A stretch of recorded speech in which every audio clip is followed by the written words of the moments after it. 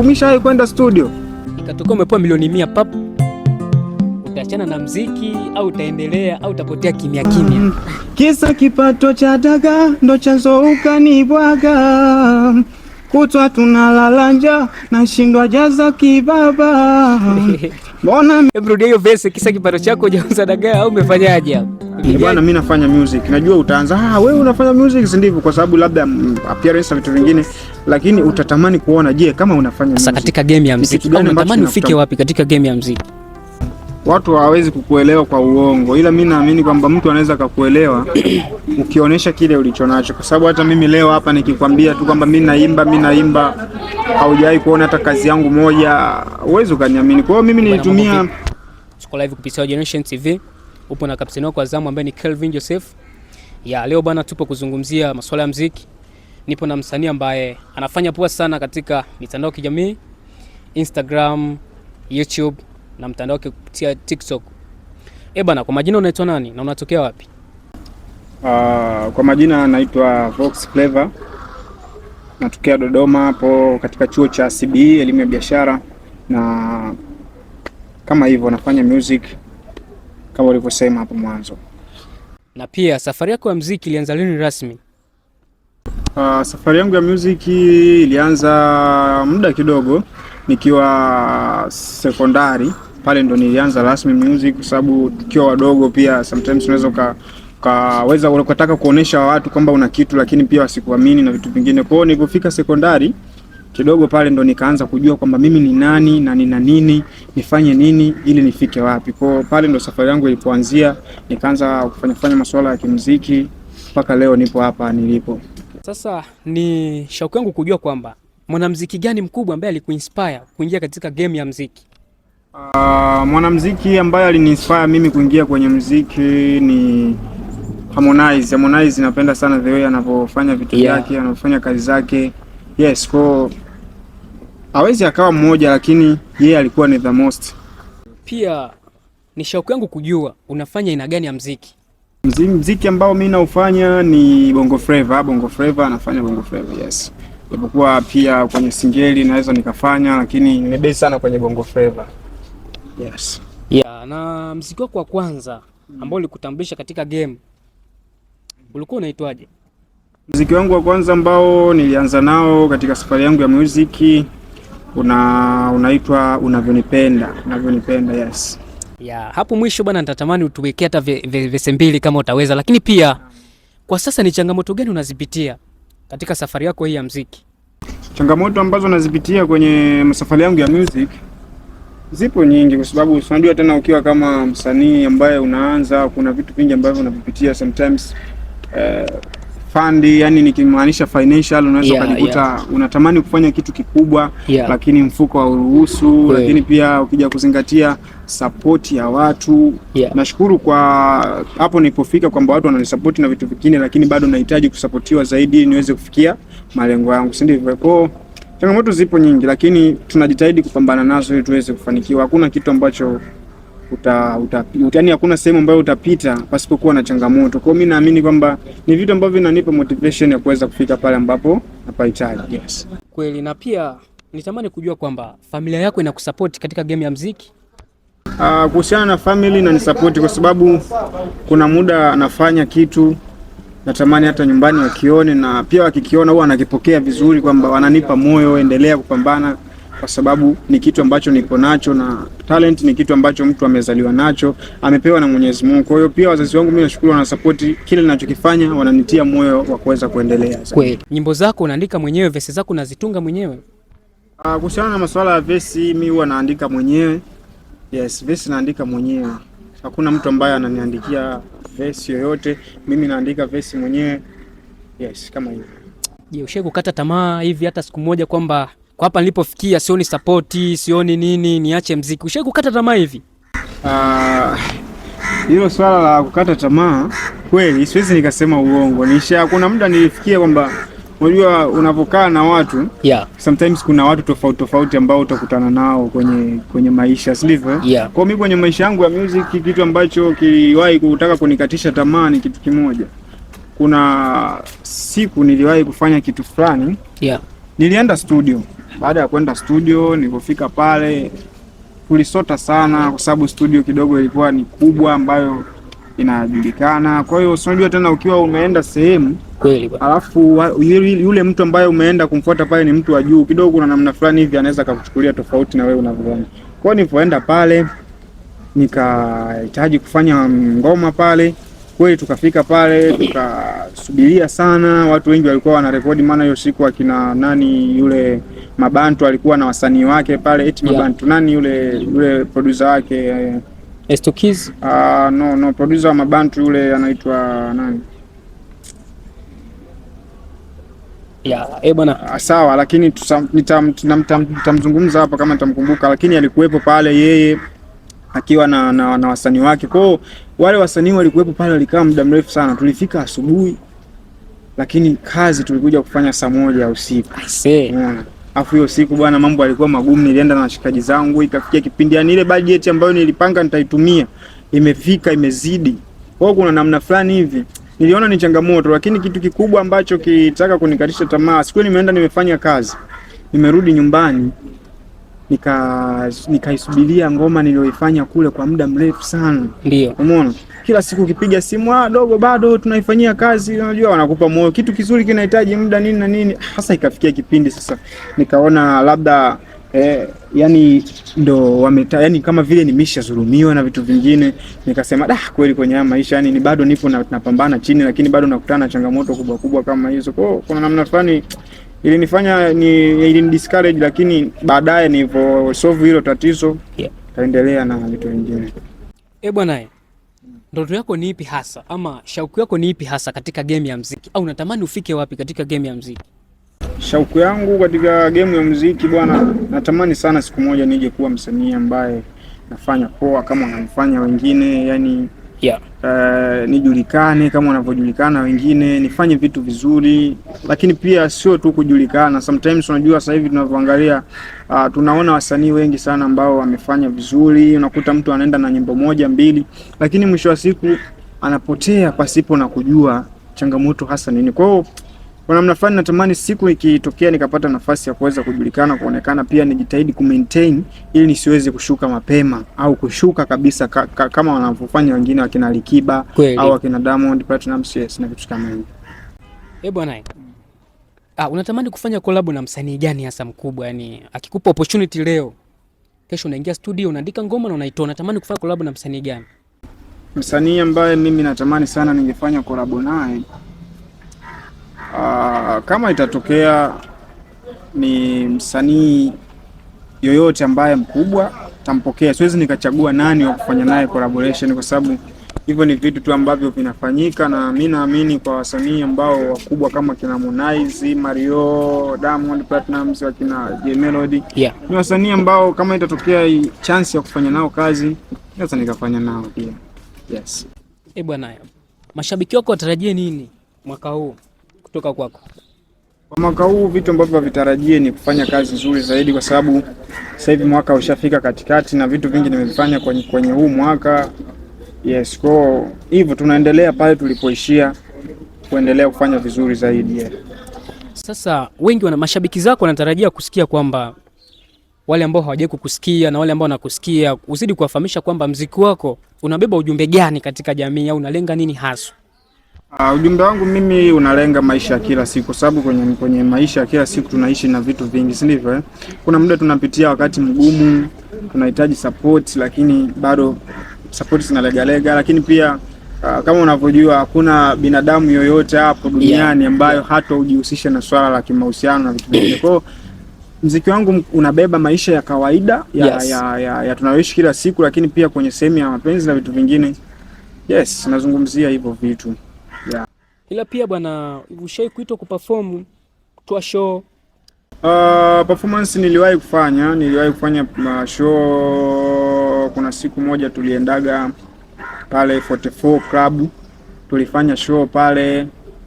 Yes, show nishai kufanya. Ni show gani ambayo ushai kufanya ukahisi kwamba bwana hapa nishafanikiwa, hapa shatoboa, hapa namkimbilia Diamond? Show ambayo mimi niliwahi kufanya ili motivate kwa sababu kuna siku niliendaga kufanya show moja. Hiyo show bana, tulikuwa wasanii wengi, sio kwamba nilikuwa peke yangu, hapana. Wasanii walikuwa wengi. Na ile siku ilikuwa ni siku ya kuonesha vipaji. Sasa katika hizo harakati za kuweza kuonesha kipaji nilienda pale. Mimi hiyo siku nilitaka niwe msanii wa 3 kwenye performance. Tumeandikwa majina kweli. Nilitakiwa niwe msanii wa 3 katika performance. Lakini kitu ambacho kilinifanya niweze, kuna namna fulani nilihisi kama vile yani nimekosewa, yani nimefanywa kitu ambacho sijakipenda. Kabla ya kwenda pale jukwani, kitu kimoja. Nilienda pale, niliambiwa nitakuwa mtu wa 3 kwenye performance. Kwa kuna namna fulani nikasema ngoja nitulie tu niangalie wengine wanachokifanya kwanza. Lakini cha kushangaza, majina yalivyoitwa nilikuwa kwenye list nilikuwa ni mtu wa kwanza. Sasa nilivyoona hiyo kitu nikashangaa, yani ni kivipi nimekuwa tena mtu wa kwanza? Lakini mimi sikutaka kusema eti kwamba sijajiandaa, kwa sababu unajua sometimes chances haziji mara mbili, si ndivyo Kwa mimi nikaona sio mbaya, nikaenda pale nikafanya performance. Na kitu ambacho kilinishangaza au kilinimotivate zaidi ni kwamba yani watu walinipokea vizuri, walihamasika na kitu ambacho nakifanya, walifurahi. Kwa hiyo yani kile kitu kilinifanya nione kwamba sometimes challenge inaweza kukufanya wewe uweze kufika sehemu ambayo unahitaji, si ndivyo? Kwa sababu ningegoma huenda ningepokelewa kama wengine walivyokuja. Sitaki kuwazungumzia walipokelewaje, lakini mimi kwa upande wangu nashukuru watu walikuwa na vibe, yani walihamasika na walinipokea vizuri kwa tofauti na vile nilivyotarajia. Sasa ukipata nafasi ya kusainiwa kwenye lebo kubwa hapa Tanzania, ungekubali kwanza? Kusainiwa kwenye lebo hiyo ni ndoto ya wasanii wengi. Siwezi nikasema kila msanii, lakini wasanii wengi wanatamani kusainiwa kwenye lebo kubwa kwa sababu pale utapata support zote, utaonekana sana kuliko ukiwa umejisimamia mwenyewe, kwa sababu ukiwa unajisimamia mwenyewe pia kuna changamoto nyingi unakutana nazo. Japokuwa kule nao kuna changamoto na vitu vingine. Kwa kama itatokea, yes, nitafanya hivyo. Sasa nje na muziki, unajishughulisha hasa na nini? Nje ya muziki kitu ambacho nakifanya ni masuala ya masomo. Naendelea kupambania upande wa pili wa kimasomo, kwa sababu hatuwezi tukasema kwamba tutaenda na kitu kimoja hichi ndio kitatufikisha pale tunapotaka, hapana. Ila hizi ni njia tu ambazo tunahangaika nazo. Mwenyezi Mungu tunajua wapi alipotupanga tuende. Kwa hiyo nipo kwenye masomo na kupambana pia kwenye masuala ya kusoma, na nipo hapa chuo naendelea kupambania maisha yangu kwa upande mwingine. Ni kitu gani ambacho mashabiki zako hawajui kuhusu wewe? Kitu ambacho mashabiki zangu hawajui kuhusu mimi, labda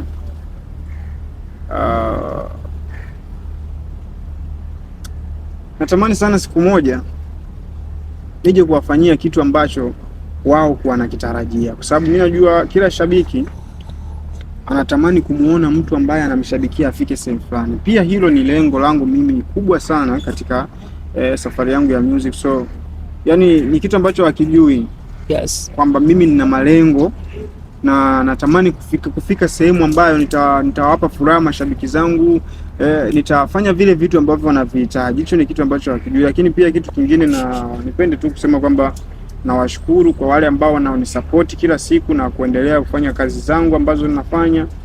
Yes, ni kitu ambacho pia huenda hawakijui kwamba na jinsi gani nashukuru the way wanavyonipokea nikiwa natoa kazi zangu na vitu vingine. So like that. Sasa na swali kwamba wakati una record game, una record muziki, producer ashawahi kukuambia rudia mara ngapi? Rudia mpaka ukakasirika? Kwenye hicho kipengele nakumbuka kuna siku niliendaga kurekodi, nikafika pale nikarekodi verse ya kwanza, nikarekodi mara ya kwanza ilikuwa ni intro tu. Nilianza na intro, kuweka intro, producer akasema ila mimi naona kama hiyo intro haijakaa sawa. Unajua kuna muda unaweza ukafanya kitu wewe ukakubali na ukaona yes hichi ndio chenyewe, lakini mwisho wa siku mwenzako anavyokiona tofauti. Kwa hiyo aliniambia nirudie, nikarudia. Sasa mwisho wa siku yani nikajikuta natoka kwenye mood, kwa sababu kila ninachokifanya inaonekana kama nakosea, lakini kwa sababu tumeambiwa au kwenye maisha kila siku tunatakiwa tuwe na heshima, discipline na pia na uvumilivu. Mimi sikukasirika wala sikusema eti nikate tamaa, lakini kwa namna fulani nika discouraged yani. Kwa hiyo lakini mwisho wa siku nikaweka vitu vizuri, mambo yalikuwa yanaenda vizuri. Kuna kipi cha kuambia mashabiki zako? kama ushauri wafanyeje kuhusu wewe wa kusapoti? Kitu ambacho tunachoweza kuwaambia au kuwaomba mashabiki zangu ni kitu kimoja. Yes, kwa sababu bado tupo chini, hatujafika sehemu ambayo tunahitaji, na mimi nina imani kabisa pesa zangu au uwezo wangu binafsi huwezi ukanifikisha popote kama wewe shabiki hauja support, si ndivyo? Yes. Kwa ni kitu ambacho mimi natamani kuwaomba na kuambia ni kwamba waendelee tu kunisupport. Yes, waendelee kunisupport kwa kile ninachokifanya. Kama nitafanya ngoma, waendelee kuipokea vizuri. Yes, kama hivyo. Ushakukutana na ule shabiki ambaye anakuambia isiwe game ya muziki achana nayo kabisa, na kama ushakukutana naye ulijisikiaje? For sure sijawahi kukutana na mtu wa namna hiyo. Yes. Lakini kuna watu unajua sometimes tunakutana nao kitaa, si unajua? Unaweza kukuta umefanya kazi lakini mtu hatoi comment yoyote, no?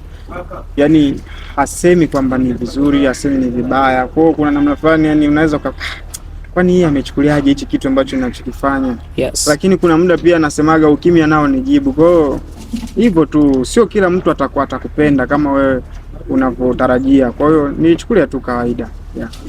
Kama labda kwa mfano ungekuwa wewe sio mwanamuziki, kwa sasa labda ungekuwa wapi au nahisi ungefanya nini kwa sasa katika jamii? Kama ningekuwa sio mwanamuziki, wenda kuna vitu vingi vya kufanya, kwa sababu kama sasa hivi hapa bado pia nafanya nasoma na napambana na maisha ya shule. Kwa hiyo pia maybe kama ingekuwa sipo kwenye muziki, ningebaki tu kufocus na masuala ya kimasomo, kwenda ikawa hivyo, au kwenye masuala mengine ya kibiashara labda. Yes, kitu kama leo na kesho ukiwa maarufu mara pap, mashabiki zako wakiwa na kutext DM nyingi WhatsApp, utakuwa unawajibu, utakuwa unapuuzia kulingana na brand? Ni swali gumu kidogo, kwa sababu nikija kufikiria sometimes mimi ninachoamini ni kwamba sio kwamba wale wasanii au watu ambao hawajibu message za watu ni kwamba labda hawataki au wanajiona wao ni brand. Sio kwamba kutokujibu message ya mtu, lakini mimi ninachoamini ni kwamba sometimes unajua, kadri tunavyozidi kwenda, majukumu yanapozidi kuongezeka, kuna baadhi ya vitu lazima vitapungua. Mimi na imani leo wewe unaweza ukapata muda mwingi wa kupokea simu ya kila mtu, si ndivyo? Lakini pale utakapofikia labda upo na majukumu yako ya kazi, si ndivyo? Labda umeajiriwa sehemu fulani, upo busy, kuna muda mtu anaweza kukupigia, hata rafiki yako, na ukamwambia samahani, naomba nikupigie baadaye, au hata usipokee simu. Lakini sio haimaanishi kwamba ni brand. Mimi siwezi nikaacha kupokea simu ya mtu au kujibu SMS ya mtu kwa sababu ya brand, kwa sababu mimi naamini pale kama mashabiki ndio walionifanya niwe pale, lakini kuna maisha nje ya kile kitu ambacho nakifanya. Kwa hiyo nikisema ni wadharau watu, itakuwa sio kweli, siwezi nikafanya hivyo. Wewe kama msanii ushakutumia uongo gani kwa convince mashabiki zako? Yaani ile unasema sana kuja nitumie nguvu ya ushawishi ili waone kwamba kweli wewe ni mwanamuziki. Labda kwa yule ambaye hajawahi kusikia ngoma yako yoyote hata moja, ushakudanganya kwanza?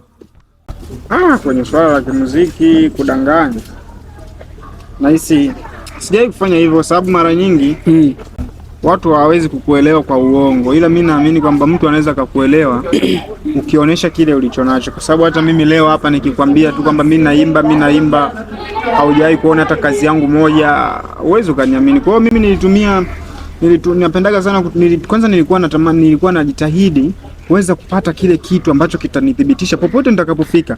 Bwana, mimi nafanya music. Najua utaanza, wewe unafanya music, si ndivyo? Kwa sababu labda appearance na vitu vingine, lakini utatamani kuona, je, kama unafanya music ni kitu gani ambacho kinakutambulisha unafanya music? Labda wengi wanaulizaga, umeshawahi kwenda studio? Kwa hiyo nimejitahidi sana kama hivyo kwenda studio kufanya kazi, ili mradi mtu akiuliza nina kitu cha kumjibu. Yes, kama hivyo. Sasa ikatoka umepewa milioni 100 pap, utaachana na muziki au utaendelea au utapotea kimya tu? Nikipewa eti milioni 100, yes, for sure siwezi nikasema kwamba nitaachana na muziki kwa sababu nimepata milioni 100, si ndivyo? Yes. Kwa sababu muziki mimi ni kitu ambacho nakipenda, kwa sababu sifanyi muziki tu kwa sababu eti leo kesho niwe maarufu au leo kesho nipate pesa nyingi. Hapana. Mimi nafanya muziki kama my interest, ni kitu ambacho kinanipa furaha. Sometimes I do this for my happy. So siwezi nikasema eti nikipata milioni 1 nitakimbia, milioni 100 nitakimbia muziki na vitu vingine. Maybe huenda nikatumia nguvu kubwa labda kuwekeza kwenye hiyo sehemu ili nifikie malengo yangu mimi binafsi, ila sio kukimbia na kuachana na masuala ya muziki. Vizuri sana. Sasa ni shauku yangu kujua kwamba muziki ni maisha yako au ni kipaji, au muziki wewe umeweka katika nafasi gani? Kwangu muziki ni kitu ambacho nipo nacho. Yeah. Na naamini pia kwenye muziki huenda siku moja nitafika sehemu fulani, si ndivyo? Na muziki ni maisha yangu kwa sababu kila siku ninavyokaa, sometimes muda mwingi unaweza ukakuta nikiwa free natumia kufanya masuala ya kimuziki, ukiachana na masuala labda ya kusoma na vitu vingine. Nikiwa free huwa natumiaga muda wangu pia kuspendi kwenye muziki. Ndio maana nimekwambia kwamba muziki ni kitu ambacho ni nakipenda na ni furaha yangu pia. Kwa hiyo usishangae siku ukaona tupo free, wengine wanaenda kucheza mpira, wengine wameenda huku, lakini ukanikuta mimi nafanyaje? Na focus kwenye masuala yangu ya kimuziki na vitu vingine, kwa sababu pia unahitaji kuwa na management katika muda wako, una manage vipi. Kwa hiyo nikiwaga free napendaga kufanya muziki kama maisha yangu. Yes. Ushawahi kwenda studio ili unataka kurekodi ngoma unakuta verses zimepotea? Hicho kitu tuseme kama kiliwahi kutokea. Yes. Lakini sio kwamba eti verses zimepotea mazima, kwa sababu pale unapoenda studio unatakiwa umekuwa umejiandaa, si ndivyo? Lakini pia hata kama sometimes tunaweza tukaenda tu studio pale tukapata kitu pale, kwa sababu unajua kitu ukiwa nacho wewe kama mtu fulani uwezi ukaenda, sio lazima utoke na kitu nyumbani ndo uende. Sometimes unafika tu pale studio, unasikia beat nini, unakuta kuna namna fulani idea inakuja, unafanya kitu. Kwa hiyo verses zinaweza ikapotea, lakini sio kusema kwamba ndo umepoteza yani nyimbo nzima, hapana. Ila tu unajua kwenye masuala yale shai kutokea kwamba unarekodi unafika kipande kuna kavesi yani kamstari kamoja, yes, umekasahau. Kwa hapa lazima urudie tena, kwa sababu muziki unavyoimba unatakiwa uende na beat inavyoenda. Kwa hiyo ukisha sita hata kwa sekunde moja, basi ujue beat ishakuacha. Kwa hiyo lazima urudie tena. Ili nitokeaga tu hivyo, sio kusahau verses. Wewe idea zako unazipataje? Ule muda unaandika verses zako mwenyewe, zile idea zinakujaje? Yale maneno yanakujaje yale? Kuhusu swala la kuja kwa maneno au verse au mistari ambayo naandika, yes, sometimes cha kwanza lazima uwe na idea, si ndivyo? Kwamba mimi labda leo nataka niandike ngoma, si ndivyo? Maybe kulingana na kitu ambacho umekiona kwenye maisha au umekutana nacho wewe mwenyewe au kuna mtu umeona kimemkuta. Kwa hiyo ukishaona hicho kitu inakuja idea kwamba kwenye maisha kila siku tunaishi kuna kitu fulani. Yes. Sasa kile kitu na kigeuzaje kuwa kwenye ujumbe ambao nitauimba, yani nitaimbaje kile kitu ambacho nimekiona? Ndio pale ambapo sasa unakuta umekaa idea, labda umeumizwa, si ndivyo? Yes. Utaangalia namna gani maumivu anapokuwa na vitu vingine, unaangalia tu maisha ya kila siku, idea zinakuja tu na unafanya kitu kizuri au unaandika mistari, mambo yanakaa nyama kabisa. Sasa ni nani anaamini muziki wako kuliko wewe mwenyewe? Yani anaamini sana kwamba msanii fulani ambaye ni wewe hapo una kitu sana, yani kuliko wewe mwenyewe unavyojiamini? Mtu ambaye anaamini sana kwenye kitu ambacho ninachokifanya, kuna washikaji zangu wa karibu ambao nikiwa nafanya kitu wana support, na sometimes unajikuta unatamani kukata tamaa, lakini wao wanakuambia mwanangu, kuna kitu nakiona, usikate tamaa, kwa sababu hichi ni kitu ambacho nakifanya, keep on. Unaona? Kwa hiyo maybe wasifikie kwamba jinsi ninavyojiamini mwenyewe, lakini ni watu ambao pia nikiwa nao wananifanya mimi nijisikie ile nguvu ya kufanya kitu fulani, umeelewa? Yes. Yes, vitu kama hivyo. Sasa kati ya mapenzi na muziki ni kipi kinakupa sana stress? Hapo kwenye hilo swala, yes, siwezi nikalizungumzia sana kwamba ni kipi kinanipa stress, kwa sababu kila kitu kina muda wake. Na stress huwezi ukawa una stress, unaweza labda ikatokea, lakini sio kustressika na vitu viwili kwa pamoja kwamba eti muziki unakupa stress. Sijui lakini ila mimi siwezi nikalizungumzia hilo swala kwamba eti mapenzi na muziki ni kitu gani kinanipa stress sana. Sawa. Sasa ungependa kutuma salamu ngapi kwa mashabiki zako, au shoutouts, big shoutouts? Mimi kitu ambacho natamani labda kuzungumza tu na mashabiki zangu ni kitu kimoja, kwamba kitu ambacho nakifanya bila wao mimi siwezi, si ndivyo? Yes. Kwa hiyo natamani waendelee kunisapoti kwa wale waliopo na wengine ambao wapo hawajawahi kunisikia, baada ya kusikia labda au kuona hicho kitu ambacho leo nimekizungumza hapa kwenye interview, waendelee kunisapoti na kile kitu ambacho nakifanya ili niweze kufika sehemu ambayo mimi nahitaji. Na mimi bila wao siwezi kufanya chochote, kwa sababu naweza nikaimba, nikapost video, lakini kama hakuna mtu ambaye ana like, ana comment, ana view, siwezi nikafika popote. Kwa hiyo mimi kitu ambacho natamani kuwaambia mashabiki zangu, tuendelee kunisupport. Naomba sana support yao ili niweze kufika pale ambapo nahitaji au nimeplan kufika. Washabiki ambaye hakufahamu, labda anataka kukusapoti katika mitandao ya kijamii, unafahamika kama nani? Katika mitandao ya kijamii nafahamika kama Vox Flavor. Yes, Vox Flavor. YouTube ukiingia pale ukasearch Vox Flavor TZ utanipata. Ukienda TikTok ukasearch hivyo Vox Flavor TZ utanipata. Na mitandao mingine ya kijamii pia natumia tu jina moja, Vox Flavor TZ, utanipata pale. Yes. Sasa bwana, kwa kufunga exclusive yetu leo, tunaomba utupe verse 2 tu kwenye ngoma yako kali. Verse 2 kwenye ngoma yangu kali. Yes.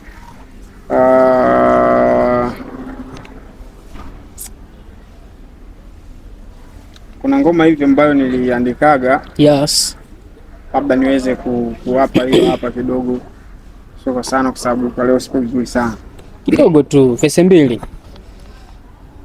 Mwenzako sidhani kama nitasahau, moyoni nina donda la nivuja damu, sikoni ndo chanzo minapata tabu, mapenzi siku yasoma kwa kitabu, kisa kipato cha daga ndo chanzo ukanibwaga, kutwa tunalala njaa nashindwa jaza kibaba, mbona mimi nilikoma akili siku ilaza, ila leo nashanga wewe unanibwaga, ila sitokulaumu, nilishindwa kuhudumu,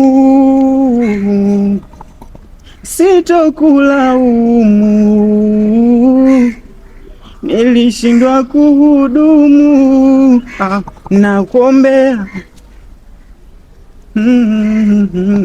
nakuombea. Yes, kama hivyo. Yeah, bwana umetisha sana, moja bonge ya ngoma.